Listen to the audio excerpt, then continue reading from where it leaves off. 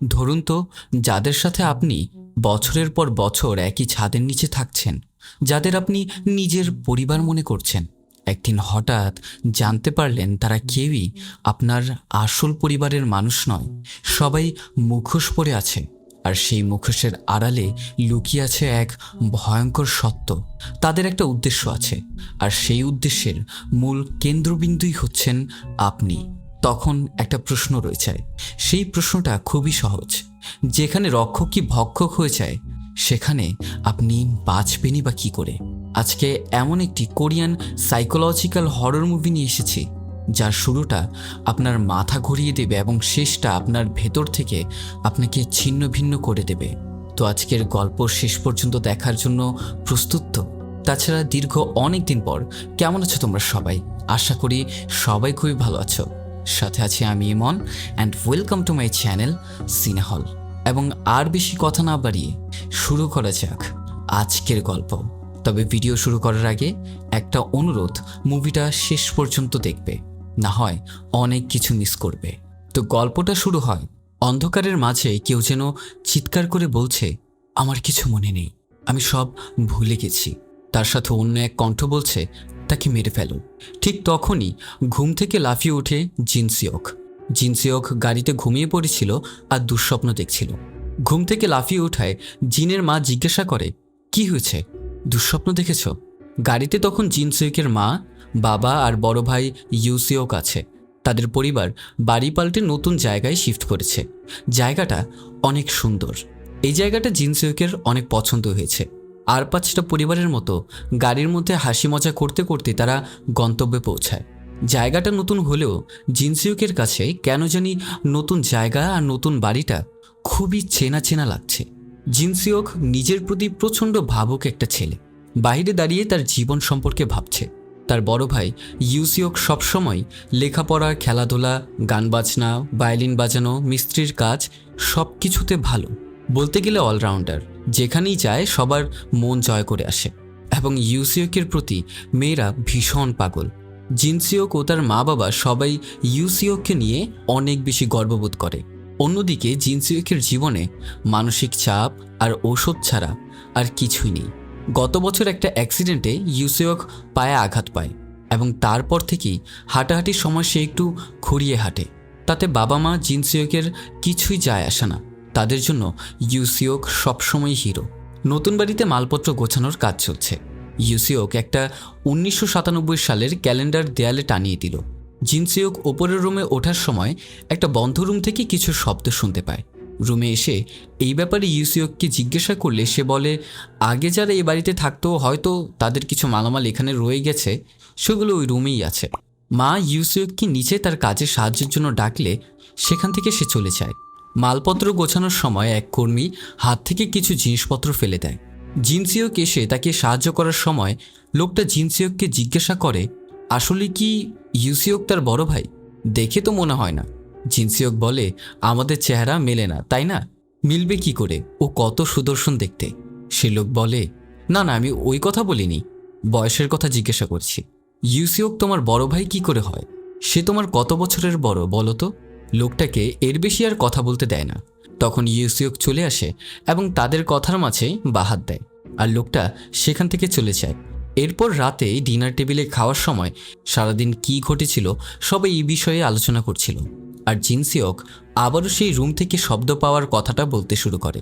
তাদের বাবা সেই একই কথা জানায়, এই বাড়ির আগের মালিকের কিছু জিনিসপত্র আছে সেই রুমের মধ্যে, সেগুলো না নেওয়া পর্যন্ত সেই রুম খালিও হবে না এবং তোমরা সেখানে যেতেও পারবে না। আরেকটা কথা শুনে রাখো, তোমাদের দুই ভাইকে একই রুমে থাকতে হবে। জিনসিওক বলে, ইউসিওকের সাথে একই রুমে থাকতে আমার কোনো অসুবিধা নেই। বাবা তখন আবারও তাদেরকে সতর্ক করে দেয় এবং জানিয়ে দেয় আগের মালিক একদমই সম্পূর্ণভাবে নিষেধ করেছে সেই রুমের মধ্যে যেতে। তাদের সেই কথা রাখা উচিত। আর তোমার ঠিকমতো নিজের ওষুধ খেয়ে নিজের খেয়াল রাখা দরকার। উপরের সেই রুম থেকে সে সময় আবারও শব্দ আসলে জিনসিওক উপরে খেয়াল করে, তবে বাকিরা এটাতে পাত্তা দেয় না। সেখানে উপস্থিত তারা সবাই বলছে, বাইরে বিদ্যুৎ চমকে যে বৃষ্টি হচ্ছে, হয়তো এই জন্যই শব্দ আসছে। ইউসিওকও বলে, এই বৃষ্টি সারা রাত হবে, এত চাপ নিও না জিনসিওক। সেদিন রাতে পড়া শেষ করে ঘুমাতে যায় জিনসিওক। ইউসিওক তখন বই পড়া রেখে শুয়ে পড়ে। জিনসিওক ইয়ারফোন কানে দিয়ে গান শুনতে থাকে। একটু পর আবারও সেই রুম থেকে শব্দ আসতে শুরু করে, কিন্তু এবার আর কারো কোনো কথা না শুনে জিনসিওক সেই রুমের দরজা খুলতেই যাবে, ইউসিওক তার কাঁধে হাত রাখে এবং জিনসিওক ভয়ে লাফিয়ে ওঠে।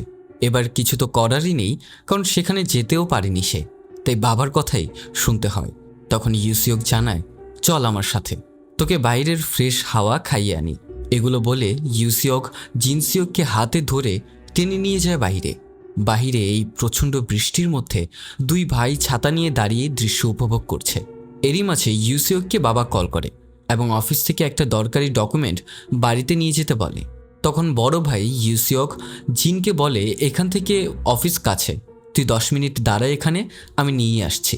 জিনসিওক তার কথা মতো দাঁড়িয়ে দাঁড়িয়ে ইয়ারফোন কানে গান শুনতে থাকে। এদিকে কিছু দূর যেতেই 4 জন লোক ইউসিওককে ঘিরে ধরে। লোকগুলো তার সাথে হাতাহাতি শুরু করে, ধস্তাধস্তি করে এবং ইউসিওককে গাড়িতে তোলার চেষ্টা করে। ইউসিওক তখন নিজেকে বাঁচানোর আপ্রাণ চেষ্টা করে এবং সেখান থেকে বেরিয়ে আসে। এগুলো দূর থেকে জিনসিওক দেখে ফেলে এবং ছুটে আসে ভাইকে বাঁচাতে। ততক্ষণে ইউসিওককে লোকগুলো তুলেও নিয়ে যায়। বৃষ্টিতে ভিজে ভিজে জিনসিওক গাড়ির নম্বরটা মনে রাখে এবং সে ভিজে নাজেহাল অবস্থায় বাড়িতে ফিরে আসে। বাবা মায়ের রুমের মধ্যে প্রবেশ করে জিনসিওক এই কিডন্যাপ হওয়ার ব্যাপারটা কোনো মতে বলে, আর বেশি কিছু বলতে না পারার আগেই জিনসিওক সেখানেই জ্ঞান হারায়। জ্ঞান হারানোর পর কিছু আধা আবছা লোকজনের মুখ আর কারো কোরাল চালানোর দৃশ্য দেখতে পায় এবং চিৎকার করে মেরে ফেলা বলা সেই কণ্ঠের এই সব আবারও দুঃস্বপ্ন দেখে সে জেগে ওঠে। পাশেই জিনসিওকের বাবা মা বসে আছে। সে গতকাল রাত থেকে অজ্ঞান অবস্থায় ছিল এবং সকাল হয়ে গিয়েছে, মাত্র তার জ্ঞান ফিরে আসে। উঠে এসে দেখতে পায় তাকে স্যালাইন দিয়ে রাখা হয়েছে। সে তখন ইউসিওকের কথা জানতে চায়। বাবা বলে, ইউসিওক গতকাল রাতে বাড়ি ফিরেনি কেন? আমরা থানায় খবর দিয়ে দিয়েছি, পুলিশ তোমার কাছ থেকে কিছু জানবে গতকাল কি হয়েছিল। ঠিক সেই মুহূর্তে পুলিশ আসে। তারা জিনসিওককে জিজ্ঞাসাবাদ শুরু করে। তবে জিনসিওকের সে 4 জন লোকের কারো চেহারাই ঠিকমতো মনে নেই। সে ঠিকমতো দেখেইনি, অন্ধকারে দূর থেকে সবটা অস্পষ্ট ছিল, কিন্তু গাড়ির নম্বরটা তার এখনো অবধি মনে আছে। ওইটা কালো রঙের একটা ভ্যান ছিল। সে জানায় নম্বরটা হচ্ছে 07JO8911। এটা শোনা মাত্রই তারা জানায় এই নম্বরের কোনো ভ্যানের লাইসেন্স দেওয়া হয় না, এইরকম কোনো নম্বরের অস্তিত্বই নেই। হয়তো তুমি বৃষ্টির মধ্যে অন্ধকারে ভুল পড়েছ। জিনসিওক এবার চিৎকার করে বলে ওঠে, আমি শতভাগ গ্যারান্টি দিয়ে ঠিক এটাই দেখেছি। জিনসিওককে প্যানিক করতে দেখে তার বাবা মা পুলিশদের আজকের মতো এখানেই থামতে বলে। জিনসিওক বেশি প্রেশার নিতে না পারার মতো মানসিক বা শারীরিক অবস্থায় নেই। কথা মতো পুলিশরা সেখান থেকে চলে যায় সেদিনকার মতো। পরদিন আবারও ইনভেস্টিগেশন চলে এবং এর পরদিন আবার ইনভেস্টিগেশন চলে। এভাবে 1 দিন 2 দিন 1 সপ্তাহ পার হতে থাকে। যত সময় পার হতে থাকে জিনসিওক আর তার মা বাবার জন্য এসব সহ্য করা আরও অনেক কষ্টকর হতে থাকে। এই অপেক্ষা যেন শেষ হচ্ছে না। এরপর এক রাতে ওষুধ খাওয়ার পর জিনসিওক শুয়ে পড়ে। ঘুমের ঘোরে আবারও সেই একই দুঃস্বপ্ন দেখে জেগে ওঠে। স্বপ্নে দেখা লোকটার মুখ যেন তার চেনা কোনো একটা সাজানো ঘটনা বা জট পাকানো রহস্যের ঝলক, যেন বারবার জিনসিওকের চোখের সামনে আসে এবং তাকে কিছু বলতে চায়। জেগে উঠলে জিনসিওক শুনতে পায় সেই বন্ধ রুম থেকে খুব জোরে জোরে দরজা ধাক্কানোর শব্দ হচ্ছে। শোনা যাচ্ছে কোনো পায়ের শব্দ, যেন রুম থেকে এখনই কেউ বের হয়ে আসবে। দরজার লকটা খুলতে শুরু করলে জিনসিওক আতঙ্কিত হয়ে যায়, আর তখন দরজাটা খুলে যায়। ভয়ে সে চাদর দিয়ে নিজেকে পুরো ঢেকে ঘুমানোর ভান করে শুয়ে থাকে এবং দরজা খুলে কেউ যেন জিনসিওকের রুমের মধ্যে প্রবেশ করে। এই অবস্থায় ভয়ে এবং ঘামে ভিজতে থাকে জিনসিওক। একটু পর কোনো শব্দ না পেয়ে জিনসিওক উঠে বসে এবং সেই রুমের দরজা বন্ধ দেখে। নিজের রুমেও কাউকে দেখতে না পেয়ে হাফ ছেড়ে বাঁচার মতো একটা নিঃশ্বাস ফেলে। ঠিক তখনই জিনসিওকের পাশ থেকে ভয়ঙ্কর এক নারী অবয়ব ঝাঁপিয়ে পড়ে তার উপর এবং সে তৎক্ষণাৎ লাফিয়ে ওঠে তার ঘুম থেকে। এটাও তার একটা দুঃস্বপ্ন ছিল এবং সকাল ততক্ষণে হয়ে গেছে। এই সকালটা ছিল তার ভাইয়ের নিখোঁজের 19তম দিন। কিন্তু হঠাৎ করে আশ্চর্যজনকভাবে তার ভাই কোথা থেকে যেন হাজির হয়েছে এবং জিনসিওক তাকে দেখেই জড়িয়ে ধরে। এই 19 দিন ইউসিওক কোথায় ছিল, কিভাবে কার সাথে ছিল, কে তাকে অপহরণ করেছিল, কোনো কিছুই তার মনে নেই। ডক্টর দেখানো হলেও ডক্টর বলে তাকে সময় দিতে হবে, হয়তো তার মনে পড়বে। এর কারণ হতে পারে তার স্মৃতিগুলো ব্রেনকে এমনভাবে প্রভাব ফেলেছে যে সেই সব ঘটনাগুলো ইউসিওকের ব্রেন ভুলে থাকতে চাইছে। সেদিন রাতে জিনসিওক আর ইউসিওক একসাথে শুয়ে পড়ে। ঘুমানোর আগে সেই দিন ইউসিওককে বাঁচাতে না পারার জন্য জিনসিওক তার কাছে ক্ষমা চায়। এরপর তারা গুড নাইট ইউজ করে দুজন ঘুমিয়ে পড়ে। তবে মাঝরাতে ঘুম থেকে উঠে ইউসিওক কোথাও যেন হাঁটতে শুরু করে। ইউসিওক যে বাড়ির বাইরে গেছে সেটা জিনসিওক বুঝতে পারে, তবে বেশি একটা পাত্তা না দিয়ে নিজের উল্টো দিকে মুখ করে সে ঘুমিয়ে থাকে। পরদিন সকালে জিনসিওক তার মায়ের লেখা একটা সুইট লেটার ফ্রিজের গায়ে ঝুলতে দেখে। সেখানে লেখা ছিল, ফ্রিজের মধ্যে কিমচি স্টিউ বানিয়ে রাখা হয়েছে, যেন গরম করে দুই ভাই তা খেয়ে নেয়, এবং সাবধান করে দিয়েছে যেন বাইরে থেকে কোনো কিছু না এনে খায়। মায়ের লেখা কথায় মুচকি হেসে জিনসিওক ওষুধ খেতে গেলে ওষুধটা হাত থেকে পড়ে যায়, তাও আবার শেলফের নিচে। এবার সেটা তোলার চেষ্টা করতেই ইউসিওক এসে বলে তার খুব বেশি খিদা পেয়েছে। তারা এবার সেই বাইরে থেকে খাবার এনেই খেল। খাওয়ার সময় জিনসিওক ইউসিওককে গতরাতে ঘুম থেকে উঠে কোথায় গিয়েছিল সেটার জন্য জিজ্ঞাসাবাদ শুরু করে। ইউসিওক পুরোপুরি অস্বীকার করে যে সে কোথাও যায়নি। গতকাল হয়তো জিনসিওক নিজের ওষুধ খায়নি, তাই ভুলভাল স্বপ্নের মধ্যে দেখেছে, তাই হয়তো এসব জিজ্ঞাসাবাদ করছে। তবে জিনসিওক সে কি দেখেছে নিজের কথা মনেই রাখল সে। ইউসিওক তাড়াহুড়ো করে ব্যাগ নিয়ে কলেজের জন্য বের হতে গেলে জিনসিওক খেয়াল করে ইউসিওক যে পায়ে চোট পেয়েছিল তার উল্টো পা দিয়ে খুঁড়িয়ে হাঁটছে। এবার ইউসিওককে ডেকে এই কথা জানতে চাইলেই ইউসিওককে ধমকে তারা দেখিয়ে সেখান থেকে বেরিয়ে চলে যায়।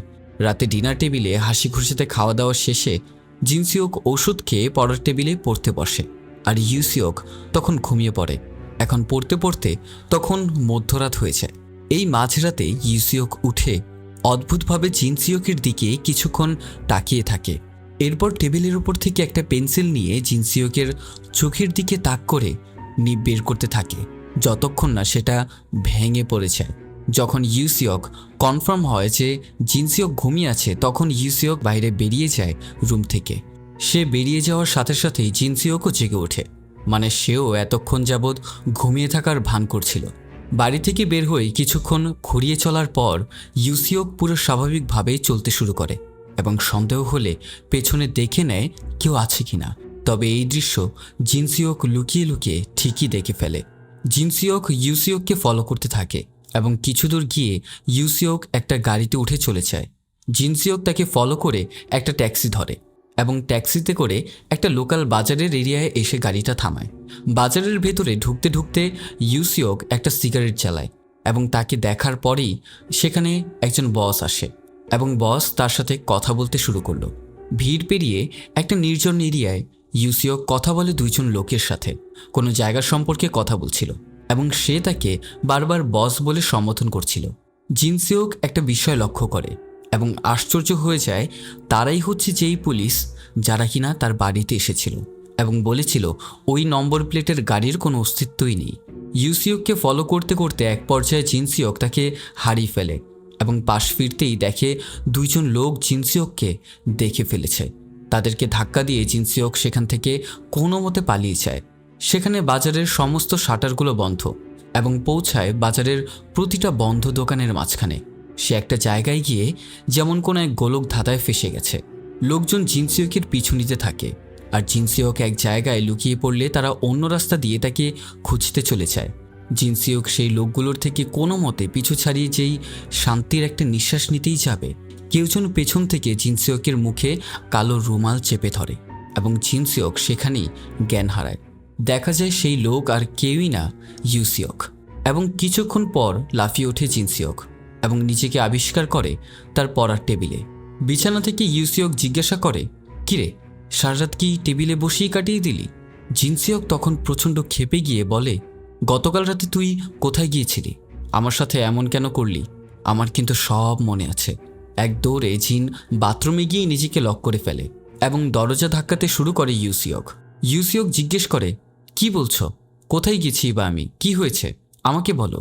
ইউসিওক তাকে এইসব বলে বোঝানোর চেষ্টা করে যে এইসব তার সম্পূর্ণই স্বপ্ন ছিল এবার সম্পূর্ণ ফ্রাস্ট্রেশনের মধ্যে চিৎকার করে পেন্সিলের নিপের ঘটনা থেকে শুরু করে যে লোকেরা ডিটেকটিভ নয় এই সব কিছু ব্যাপারগুলোই সে বলতে শুরু করে এবং তারা পাগলের মতো তাকে ফলো করছিল। এই সম্পূর্ণ ঘটনাই সে বলে। ইউসিওক বোঝানোর চেষ্টা করে এরকম কিছুই হয়নি, এই সব কিছুই তার স্বপ্ন ছিল, কিন্তু জিনসিওক তা মানতে নারাজ। ইউসিওক বলে, আচ্ছা তাহলে তুমি না চাইলে আমি চলে যাচ্ছি। এরপর পরিস্থিতি শান্ত দেখে বাথরুমের থেকে একটা ভাঙা পাইপের টুকরো হাতে নিয়ে জিনসিওক বের হয় এবং তাকে দেখে ইউসিওক সামনে গেলে জিনসিওক প্যানিক করতে শুরু করে। ইউসিওক তার উপর উঠে তাকে সামলানোর চেষ্টা করে এবং জানতে চায় সে গতকাল রাতে মেডিসিন নিয়েছিল কিনা। সে যা ভাবছে তেমন কিছুই হয়নি। ইউসিওক বলছিল, তুমি যা ভাবছো তেমন কিছুই হয়নি এবং এমনকি তুমি ট্যাক্সি নিয়েও আমাকে ফলো করনি, এই সবটাই তোমার কল্পনা। তখন জিনসিওকের মনে পড়ে গতকাল সকালবেলা নাস্তা খাওয়ার সময় শেলফের নিচে ওষুধটা পড়ে যাওয়ার পর সে আর পরবর্তীতে সে ট্যাবলেটটা আর তুলে খায়নি। এবার জিনসিওক এই ব্যাপারটা ভেবেই কিছুটা শান্ত হয়। সেও বুঝতে পারে হয়তো ইউসিওক ঠিকই বলছে, সে স্বপ্নই দেখেছে। জিনসিওক শান্ত হলে তাকে বুঝিয়ে ইউসিওক কলেজে চলে যায় এবং বলে যায় মা বাইরে গেছে, একটু পরেই চলে আসবে। ইউসিওকের চলে যাওয়ার পর জিনসিওক পড়ার টেবিলে বসে। টেবিলের নিচে পড়ে থাকা পেন্সিলটা তুলতে গেলেই জিনসিওকের চোখে পড়ে সেই পেন্সিলের শীষটা, মানে নিপটার কথা বলছি। এদিকে ইউসিওককে দেখা যায় কিছু দূর খুঁড়িয়ে হাঁটে, তারপর একটা কল আসার পর কলটা রিসিভ করেই এখনই আসছি বলে একদম স্বাভাবিকভাবে হাঁটতে শুরু করে। অন্যদিকে জিনসিওকের মনে পড়ে ইউসিওকের কাছে তো ট্যাক্সি নিয়ে ফলো করার কথাটা সে বলেইনি কখনো, তাহলে সেই কথা কিভাবে জানলো? তাছাড়া পেন্সিলের নিপটাও সে পেয়েছে, মানে গত রাতের সব ঘটনাটাই সত্য ছিল। তখন জিনসিওকের মা বাড়িতে ফিরে আসে। এবার জিনসিওক মায়ের কাছে ইউসিওকের ব্যাপারটা সম্পূর্ণ জানায় এবং বলে সেই সব শতভাগ নিশ্চিত হয়েই বলছে। তখন মা এই ব্যাপারটা বাবাকে জানানোর কথা বলবে, তার কাছে বলে। তখন তার মা জানায় তার বাবার সাথে এই বিষয়ে কথা বলবে, কিন্তু আগ কাটিয়ে জিনসিওক বলে, মা তোমার এইসব কথা বাবাকে একদমই বলার প্রয়োজন নেই। এর চেয়ে ভালো প্রতিদিনকার মতো আজকে রাতে যখন সে বের হবে তখন তুমি আর বাবা মিলে ইউসিওকের পিছু নিও এবং সবটা জানতে পারবে। তোমাদের তো আর সে বোকা বানাতে পারবে না। এবার আবেগে জড়িত কণ্ঠে মা বলে, সত্যি কি ইউসিওক এরকম কাজ করতে পারে? জিনসিওক বলে, না মা, পারে না। সে করছে কারণ সে আমাদের ইউসিওক না, তার বেশে সে অন্য কেউ। এবার রুমে বসে থাকলে জিনসিওক আবারও সেই বন্ধ দরজা থেকে শব্দ আসতে শুনতে পায়। জিনসিওক সাহস করে একটা বেসবল ব্যাট হাতে নিয়ে সেই রুমের দরজা খুলে পা টিপে এগিয়ে যায়, কিন্তু সেখানে তেমন কিছুই নেই, পলিথিনে মোড়ানো কিছু আসবাবপত্র ছাড়া। কিন্তু একটু খুঁজতেই সে চমকে ওঠে। সে দেখতে পায় গলায় ফাঁসির দড়ি দিয়ে ঝুলছে ইউসিওক। ভয়ে জিনসিওক লাফিয়ে ওঠে বিছানা থেকে এবং বুঝতে পারে এটাও তার নিহাত একটা দুঃস্বপ্নই ছিল। এখন ঘুম থেকে উঠে জিনসিওক নিচে নেমে আসে। পানি খাওয়ার সময় শুনতে পায় তার মা কারোর সাথে ফোনে কথা বলছে। মা বলছে, তুমি এতক্ষণ কল কেন তোলনি? একটা বিশাল সমস্যা তৈরি হয়েছে। ওই বোকাটা সবটা বুঝে গেছে। আমাকে বলছে নিশ্চিত হয়ে যে ইউসিওক তার আসল ভাই না। গতকাল রাতে কি কি হয়েছিল, ওই পুলিশরা নকল, এইসব কথা। এগুলো শুনে তো জিনসিওকের পায়ের তলের মাটি সরে যাওয়ার মতো দশা। মানে এই মহিলাও তার আসল মা নয়। কিন্তু একটা ছোট শব্দ করে ফেলে জিনসিওক। মা ফোনে কথা বলতে বলতে চেক করতে আসে এবং এসে দেখে কেউই নেই। ঠিক সময় মতো লুকিয়ে নিজেকে বাঁচিয়ে নেয় জিনসিওক। মা জিনসিওকের নাম ধরে ডাকলেও সে বাইরে লুকিয়ে পড়ে এবং সেখানেও কাউকে দেখতে না পেয়ে কলের মধ্যে সে বলে জিনসিওক ওপরে ঘুমাচ্ছিল, আছে কি না তা এখন আমি গিয়ে দেখে আসছি। বাইরে দাঁড়িয়ে জিনসিওক এই কথা শুনে বৃষ্টিতে ভিজতে ভিজতে দেয়াল বেয়ে উপরে ওঠে। বৃষ্টিতে পিছলে যাওয়া দেওয়াল বেয়ে জিনসিওক অনেক কষ্টে উপরে উঠলেও জানালার লক খুলতে পারছিল না। অনেক চেষ্টা করতে থাকে সে। নকল মা এবার জিনসিওকের রুমের দরজার কাছে চলে এসেছে। যেই সে দরজা খুলতে যাবে ঠিক তখনই তার ফোনটা বেঁচে ওঠে। কল রিসিভ করে সে মিস্টার পার্ক নামের কাউকে তাড়াতাড়ি আসতে বলে আর জানায় মিস্টার চোইও রাস্তায় আছে, সে এখনই চলে আসবে। সেও যেন তাড়াতাড়ি চলে আসে। এরপর রুমের দরজা খুলে ভেতরে এসে নকল মা বিছানার চাদর সরিয়ে দেখতে পায় জিনসিওক বিছানার মধ্যেই ঘুমিয়ে আছে, তবে তার পুরো শরীর মাথা পানিতে ভিজে আছে। যা দেখে নকল মা একটু মুচকি হেসে চলে যায়। জিনসিওক যেন এবার একটু স্বস্তির শ্বাস নিয়ে বিছানা ছেড়ে যেই উঠতেই যাবে, দেখে দরজায় নকল মা দাঁড়িয়ে আছে। মা হেসে বলে, তুমি মাত্র বিছানা এসেছ, অনেক কষ্টে ঘেমে পুড়ে ভিজে গেছো, মুছে নাও শরীরটা, যাও। এই অবস্থায় জিনসিওক আর কোনো কথা বাড়ায় না। নকল মাও চলে যায়। নিচে গিয়ে বিড়ি জ্বালিয়ে ফোনে কারোর সাথে কথা বলতে থাকে জিনসিওকের মা। সে বলছিল, আমার এই ব্যাপারেও সে জেনে গেছে, যত তাড়াতাড়ি কোনো একটা ব্যবস্থা করা যায় তাহলে অনেক বেশি ভালো হয়। অন্যদিকে 2 তলা থেকে লাফিয়ে নেমে পালানোর সময় ব্যথায় আহ শব্দ মুখ দিয়ে জিনসিওকের বেরিয়ে আসে এবং সেটা নকল মা শুনতে পায়। জিনসিওক কোনো মতে বাড়ি থেকে বেরিয়ে আসে এবং বাইরে এসেই দেখে বাবা চলে এসেছে। সে জিজ্ঞাসা করে, এত রাতে জিনসিওক, তুমি কোথায় যাচ্ছ? জিনসিওক বলে, বাবা, বন্ধুর বাড়িতে যাচ্ছি। জিনসিওকের পা ক্ষতবিক্ষত হয়ে গেছে। জিনসিওক জানে মায়ের মতো বাবাও হয়তো নকল। উল্টো দিক থেকে ইউসিওকও এসে দাঁড়িয়েছে। নকল মা বাড়ি থেকে বের হয়ে গেটে দাঁড়িয়ে জিজ্ঞাসা করে, কোন বন্ধু? তখন তার বাবা একটা কৃপি হাসি দিয়ে জিনসিওকের হাত টেনে ধরে বলে, ঘরে গিয়ে কথা বলি, চলো, তোমার এখন থেকে কোথাও যাওয়া চলবে না। নকল বাবাকে এক ধাক্কা দিয়ে দেয়ালে পাশে ফেলে জিনসিওক এক দৌড় লাগায়। তখন মা চিৎকার করে বলে, ওকে ধরো, ও তো চলে যাচ্ছে। তখন ইউসিওক তার পিছু নেয়। এই পায়ের অবস্থা নিয়ে ছুটতে ছুটতে কোনো মতে পুলিশ স্টেশন পর্যন্ত পৌঁছায় জিনসিওক এবং ইউসিওকের হাতে ধরা পড়ে যাবে। পাশ থেকে একটা পিৎজা ডেলিভারি ম্যানের বাইকের সাথে ধাক্কা লেগে সেই সুযোগে জিনসিওক থানার কাছাকাছি চলে যায়। আর তখনই সে একটা পুলিশের গাড়ির ওপর গিয়ে পড়ে এবং তার কাছ থেকে সে করুণভাবে হেল্প চাইতে থাকে। তখন অবস্থা বেগতিক দেখে ইউসিওক সেখান থেকে পালিয়েছেন। পুলিশ স্টেশনে জিনসিওককে জিজ্ঞাসাবাদ করা হয়, তার নাম, ঠিকানা, এই সম্পূর্ণ কিছু।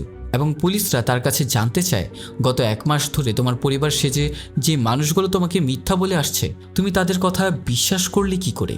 তুমি কি জানো না তোমার পরিবারের সদস্যরা কে কেমন দেখতে, তাদের পরিচয় কি? জিনসিওক বলে, আমি জানতাম, কিন্তু কি করে হলো আমি কিছুই বুঝতে পারছি না। তখন একজন পুলিশ জিনসিওকের আইডি কার্ডের নম্বরটা বের করে, সাথে তার সব ইনফরমেশন পুলিশ জানায়। জিনসিওকের জন্মসাল 1976 সালে, মানে তার বয়স এখন 41। তার কোনো মিসিং রিপোর্টও নেই। 1 মাস ধরে সে নিখোঁজ এবং এই সম্পূর্ণ দাবিটা তার পরিবারের। জিনসিওক অবাক হয়ে বলে, আমার বয়স মাত্র 21 বছর। এই কথায় উপস্থিত সবাই হেসে দেয়। থানায় থাকা কিছু লোকজন তো ফোন বের করে ভিডিও করতেও শুরু করে। জিনসিওক বলে, আমার জন্ম 1976 সালে, মানে আমার বয়স এখন মাত্র 21 বছর। তখন পুলিশদের একজন উঠে বলে, 1976 বলেই তো তোমার বয়স এখন 41। এটা 2017 সাল চলছে, ক্যালেন্ডার দেখো। জিনসিওক পুলিশদের হাতে থাকা স্মার্ট ডিভাইস ক্যালেন্ডার দেখলো এবং টিভিতে ট্রাম্প আর দেশের প্রধানমন্ত্রী মুনের সাক্ষাতের নিউজ দেখে আয়নার সামনে দাঁড়াতেই জিনসিওক হা হয়ে যায়। জিনসিওকের কপালে ভাঁজ আর মুখে বলিরেখা, চেহারায় বয়সের ছাপ বলে দেয় তার বয়স বেড়েছে। তাকে আসলেই 41 বছর বয়স্ক লাগছে, মানে সবাই ঠিকই বলছে। পুলিশরা তাকে মানসিক রোগী ধরে নিয়েছে।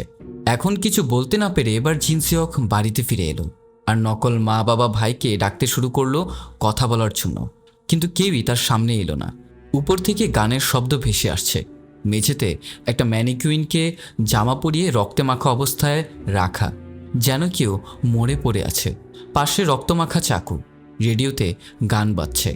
রেডিওর উপরে রক্ত ঢাকতেই চলে আসে তার বাবা মা আর ইউসিওক। জিনসিওক জিজ্ঞাসা করে, কে তোমরা, আমার সাথে কি করছো? একটা সিগারেট ধরিয়ে ইউসিওক বলে, তোমার মনে এখন এরকম হাজারটা প্রশ্ন ঘুরছে, তাই না? এটা 20 বছর আগের কথা। 20শে ডিসেম্বর 1997 সাল সিওলের একটা বাড়িতে নিজ বাসায় একটা পুরো পরিবারকে খুন করা হয়। ওই রুমে মা আর মেয়েকে খুব নৃশংসভাবে কেউ খুন করে এবং পুলিশ আসে, তদন্ত হয়। এত সূক্ষ্মভাবে তদন্তের পরেও পুলিশ ফরেনসিক টিম কেউ কোনো তথ্য প্রমাণ বের করতে পারে না। সময় বয়ে যেতে থাকে পুলিশি কেসের তদন্তে। ততক্ষণে অনেক কেসের ভিড়ে চাপা পড়ে যায়, তবে ভিকটিমের পরিবার সেই ঘটনা ভুলতে পারছিল না।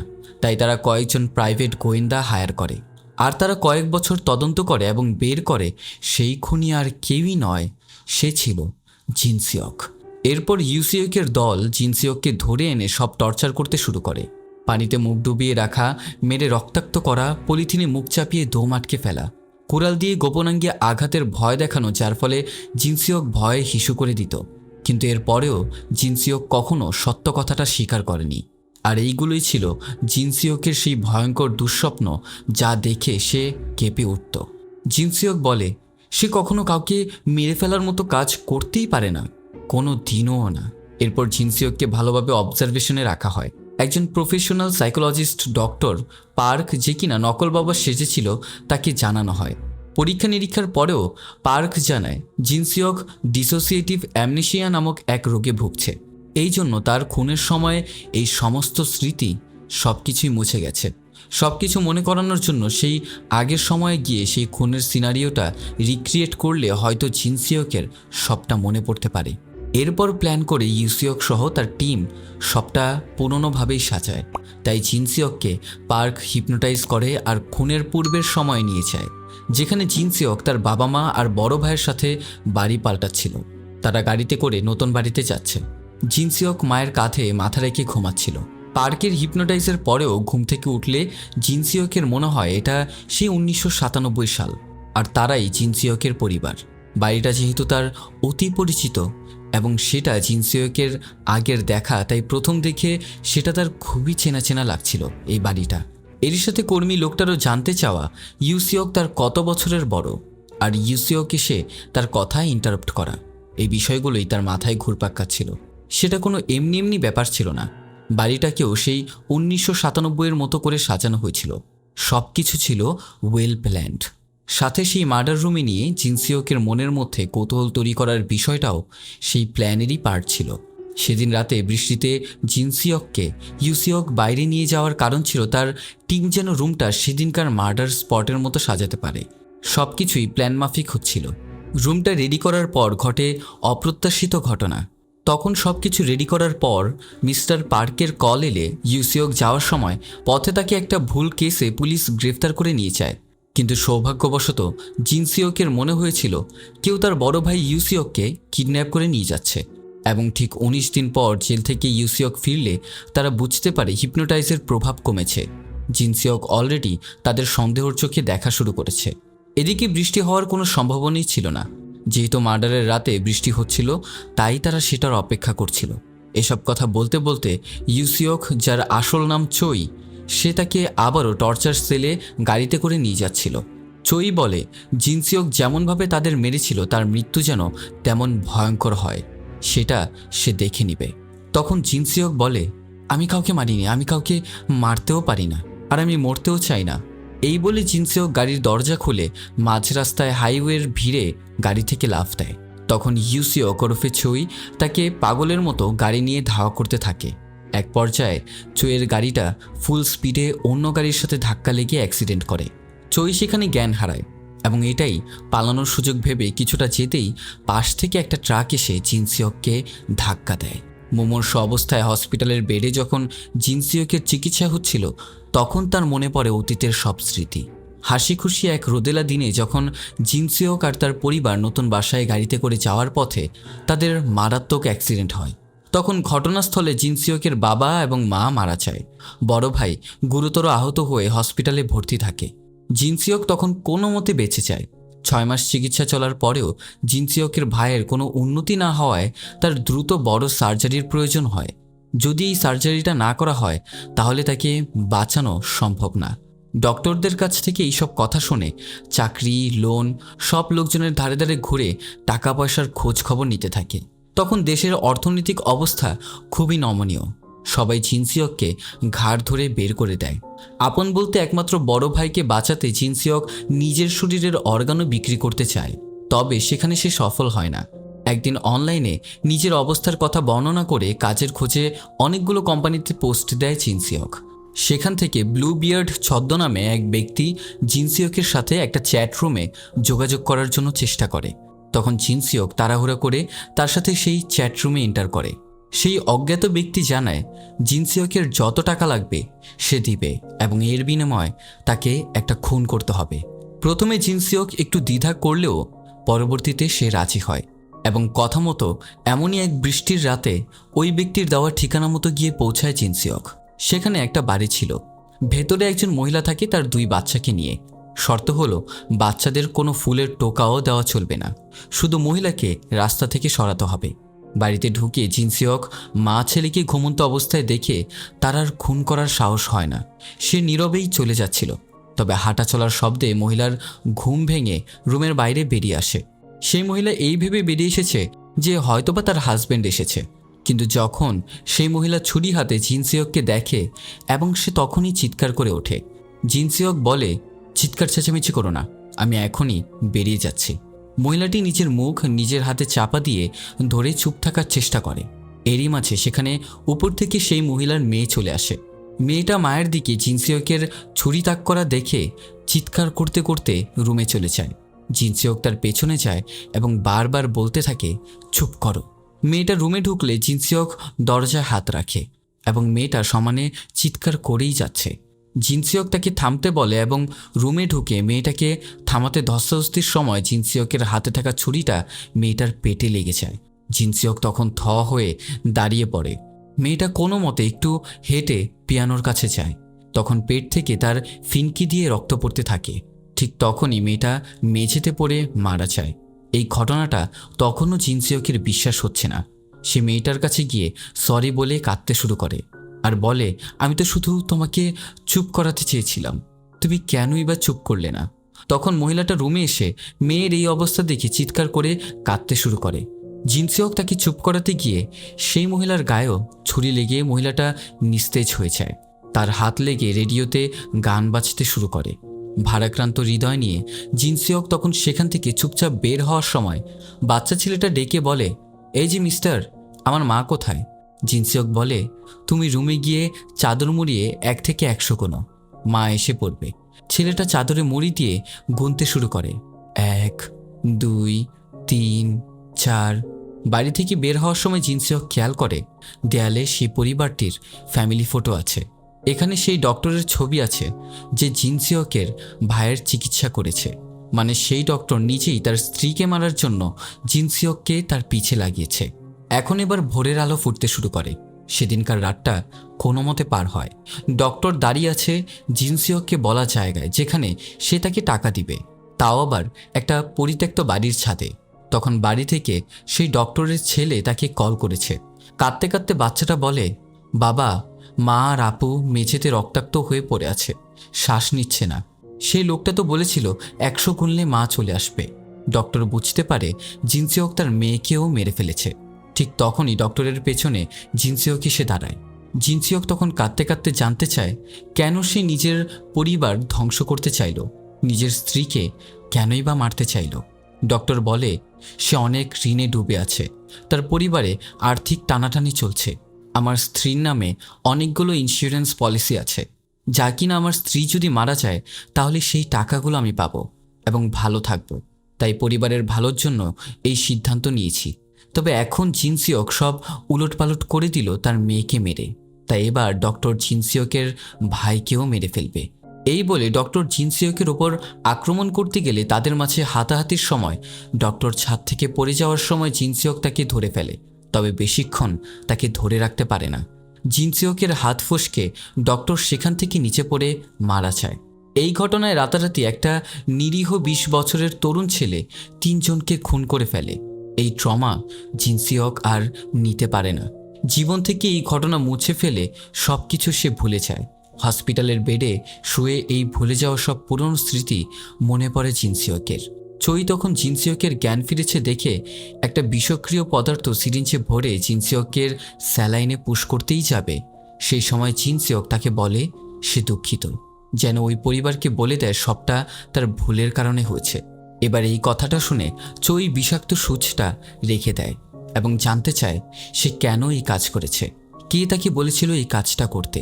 ওই ডক্টর চই নিজেই পরিচয় দেয় সে আসলে সেদিনের সেই ছোট্ট বাচ্চা ছেলেটি, যে কিনা এত বছর ধরে তার মা বোনের আসল খুনিকে খুঁজে চলেছে।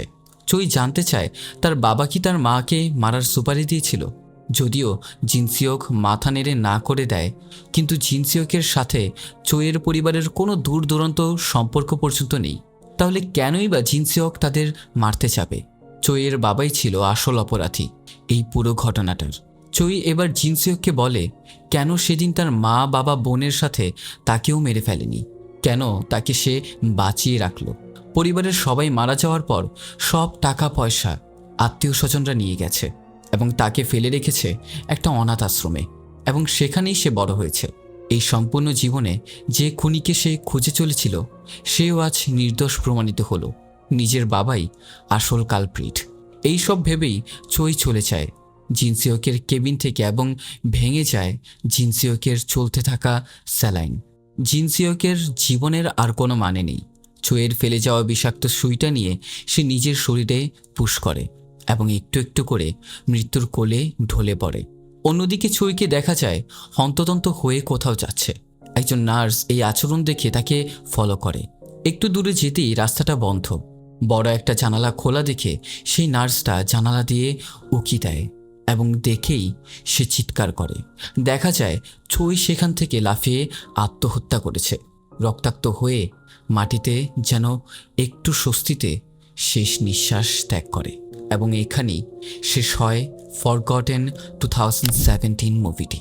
মুভির ঘটনাটা তোমাদের কাছে কেমন লেগেছে তা অবশ্যই কমেন্ট করে কিন্তু জানাতে ভুলবে না। তাছাড়া আমার এই সিনে হলে নতুন দর্শক হয়ে থাকলে অবশ্যই সাবস্ক্রাইব করতে ভুলবে না এবং পাশে থাকা বেল আইকনে ক্লিক করে অল সেট করে দিবে। এবং সেই সাথে শেষ করা যাক আজকের ভিডিও। দেখা হচ্ছে তোমাদের সাথে পরবর্তী কোনো মুভি নিয়ে। Good bye.